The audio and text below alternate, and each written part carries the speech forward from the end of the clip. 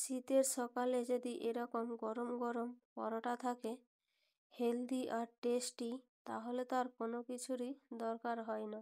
নমস্কার বন্ধুরা, BA food কিচেনে সবাইকে স্বাগত। আজকে বানাবো আলু পরোটা রেসিপি। এই আলু পরোটা খেতে যে এত সুন্দর আর এত নরম তুলতুলে হয়, না বানিয়ে খেলে জানবেন না। তো পুরো রেসিপিটা দেখার অনুরোধ রইল। এখানে আমি নিয়েছি ধনেপাতা কুচি, আদা কুচি, কাঁচা লঙ্কা একটা, আর নিয়েছি হিং আর জিরে, আর নিয়েছি কয়েকটা গোটা গোলমরিচ। এগুলোকে আমি মিক্সির জারে নিয়ে নিচ্ছি। মিক্সির জারে নিয়ে আমি এগুলোকে একসাথে সব কিছু মিক্সিতে পেস্ট করে নেব। আর নিয়েছি সাথে এখানে পালং শাক। এক বাটি আমি এখানে পালং শাক নিয়েছি। পালং শাকটাও আমি এর মধ্যে কেটে দিয়ে দিচ্ছি, যাতে সুন্দরভাবে এখানে মিক্সিতে পেস্ট হয়ে যায়। আর নিয়েছি এখানে আমি টক দই। টক দই আমি এখানে 3 চামচ নিয়েছি। টক দইটাও আমি এর সাথে দিয়েই ভালো করে এটাকে মিক্সিতে বেটে নেব। পেস্টটা আমার হয়ে গেছে, আমি এটা সাইডে রেখে দিচ্ছি। এবারে নিয়ে নিয়েছি এখানে আমি আটা আর ময়দা একসাথে আটা ময়দা মিশিয়ে নিয়েছি। আপনারা চাইলে শুধু ময়দা কিংবা শুধু আটা দিয়েও করতে পারেন। আর দিয়ে দিচ্ছি এখানে কালো জিরে না দিতে চাইলে এখানে জোয়ানও দিতে পারেন। আর দিয়ে দিচ্ছি এখানে স্বাদ মতো লবণ, আর দিয়েছি এখানে চিনিটা আপনারা নাও দিতে পারেন। তো চিনিটা দিলে পরোটাটা খেতে কিন্তু আরও ভালো হবে, তার জন্য আমি এখানে চিনিটা দিয়েছি। আর দিয়ে দিয়েছি এখানে 2 চামচ সাদা তেল ময়ানের জন্য। এবারে শুকনো উপকরণগুলো ভালো করে মেখে নিয়ে এবারে আমি এখানে যে পেস্টটা তৈরি করেছিলাম সেই পেস্টটা দিয়ে মেখে নেব।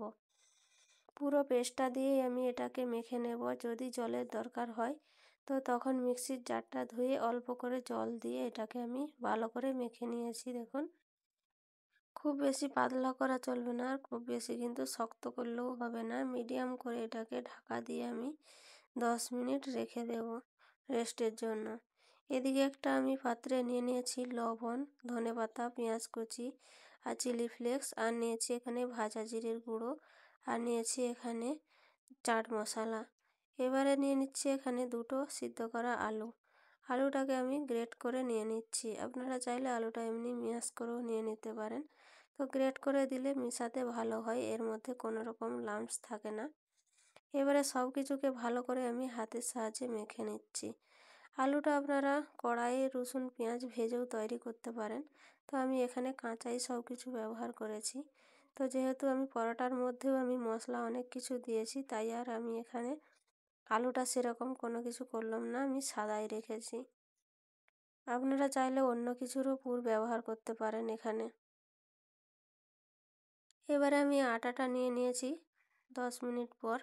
আটাটা নিয়ে একটা আটার লই তৈরি করে এইভাবে বাটির মতো তৈরি করে নেব। তাহলে আলুটা কিন্তু ফুটতে এর ভেতরে দিতে সুবিধে হবে। বাটির মতো ভালো করে এখানে আমি তৈরি করে নিয়েছি। এবারে আমি যে পুরটা তৈরি করে রেখেছিলাম সেই পুরটা আমি এর মধ্যে দিয়ে দেব। তারপর হাতের সাহায্যে ভালো করে আমি মুখটা আস্তে আস্তে সিল করে নেব। এই রকম করে দিলে কিন্তু যত খুশি আলু দিতে পারেন, আলু কিন্তু এতটুকুও বেরিয়ে যাবে না এইভাবে যদি মোড়া যায়। খুব ভালো করে মুখটা আমি সিল করে নিচ্ছি এখানে। মুখটা সিল করে এবারে আমি আরও ভালো করে গোল পাকিয়ে নিয়ে এটাকে বেলে নেব।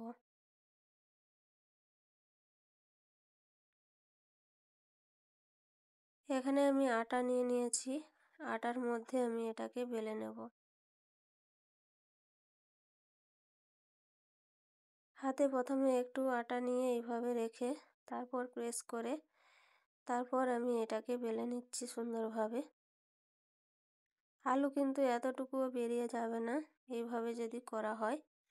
দেখতে পাচ্ছেন আমার রুটিটা বেলা হয়ে গেছে। আমি কিন্তু খুব বেশি পাতলাও করিনি আর খুব বেশি মোটাও রাখিনি। যেভাবে পরোটা বানানো হয় তার থেকে একটু মোটা রেখেছি। এইভাবে সবগুলো আমি তৈরি করে নেব। এবারে আমি একটা প্যান বসিয়ে দিয়েছি। চুলার গ্যাস আমি এখানে মিডিয়াম করে পরোটাটা দিয়ে দিয়েছি। পরোটাটাকে প্রথমে উল্টে পাল্টে ভালো করে সেঁকে নিব।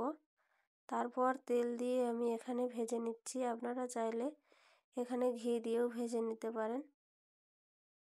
এবারে উল্টে পাল্টে ভালো করে এখানে লাল লাল করে ভেজে নেব। পরোটাটা কত সুন্দর ফুলে উঠেছে দেখতে পাচ্ছেন। পরোটাগুলো এইভাবেই আমি সব পরোটাগুলো বানিয়ে নেব। পরোটাগুলো আমার ভাজা হয়ে গেছে, দেখতেই পাচ্ছেন কত সুন্দর নরম আর একেবারে সফট হয়েছে। দইটা দেওয়ার কারণে কিন্তু একেবারে নরম পরোটাগুলো থাকবে সারাক্ষণের জন্য। আর আলুর পুরটাও কিভাবে চারপাশে লেগেছে দেখতেই পাচ্ছেন, একেবারে কোণা পর্যন্ত আলুর পুরটা গেছে। আজকের পরোটার রেসিপি যদি ভালো লেগে থাকে তো লাইক কমেন্ট করে অবশ্যই জানাবেন। নতুন বন্ধু হয়ে থাকলে চ্যানেলটাকে সাবস্ক্রাইব করে পাশে থাকবেন।